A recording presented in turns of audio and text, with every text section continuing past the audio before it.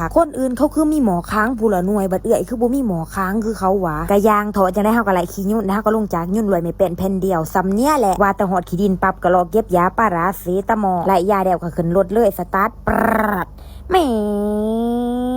นเอ้ยก็สิบ่อยากย่างเนาะเพราะว่าเอ้ยเจ็บตีนครบเล็บรถคันนี้มันเก่าเนาะขี่กระจูกเกินไปเอ้ยก็สิมาขับรถคันนี้งั้น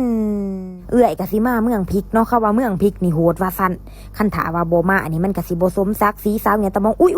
เอ้ยเจอตุ๊ดต้องเป็นตุ๊ดคักๆโลคันบ่แม่นตุ๊ดนี่ต้องแม่นกระเทือยเนี่ยว่าเป็นผู้ชายเต็มโตเนาะแต่ว่าไปใส่สูทสีชมพูแต่ว่าเอ้ยก็เกือบเนี่ยตะมองได้ดีแต่ว่าเอ้ยมีกอกายสิทธิ์อีเสือสีเหลืองเหอแล่นมาบ่เบิ่งทิศบ่เบิ่งทางแงะตะมองค่ะรู้สึกเจ็บหมากองลองน้อยนึงกินยาปลาร้าเสตะหมอใส่ก่อนปาที่โทเอ้ยเจอรถหรูบ่แม่นรถหรูธรรมดาหรูจนบ่มีหลังคาน้ำมันก็เต็มถังกระแจก็บ่ถอดออกเนาะขึ้นขับทันทีสตาร์ทแจ๊ดเด้งปร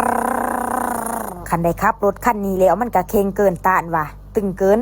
เจ๊งแจ๋วว่ะขับรถรู้มากินเฮ็ดละงูแบบงัดทางงัดงัดทางงัดกินเฮ็ดแล้วเพราะว่ารู้สึกเจ็บท้องปวดขี้ก็ได้ว่าสิขึ้นไปขี้ตรงเฮือดหามึงเอ้ยเฮือนหลังบักใหญ่บ่มีห้องน้ำนี่มันโมตะไซแต่ว่านี่ทำท่าขับทันทีแงนเบิดน้ำมันจอดโยบักอันนี้สมายืนงามแท้แงะตะมองค่ะคันสิตายง่ายๆแบบนี้ก็งูเกินว่ะเอ้ยรู้สึกว่าสิเจอคนแท้แล้วว่ะมันตักน้ำแข็งแบบนี้แม่นคักๆโดดว้ายมันยิ่งขึ้นเดียวโมบงานนี้ตรงโมบทูไทย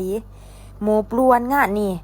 โอ้ยตรงไหนนอนกินยาปลาร้าเซตามอรุกบ่ไหว้เนาะมันเจ็บบักกองรองยาปลาร้าเซตามอกับบ่พอเนาะเพราะว่าเอื่อยปวดหัวเป็นไข้ต้องซาร่าผู้ซึกไข้แน่ขึ้นมาน้อยนึงว่ะเอาสู้บักอันนี้มันขี่ไม่เป็นแผ่นเดียวสำเนี้ยมาแต่ไสวะปาติโทบักอันนี้มันบ่จักบอลรับแน่เอาเนาะเบิ่งเอื่อยสิเป็นแงตามองมันตั้งหน่วยปืนประทุเป็นแบบนี้กะเอื่อยแงตามองว่ะเอ้ยบ่ได้ฟังเพลงแต่เล่ซ้ำเบิ่งคลิปเพิ่มเติมเขาไปเบิ่งได้อยู่ใน YouTube แล้วอย่าลืมกดไลค์กดหัวทิ้งไข่เอ้ยนำเด้อ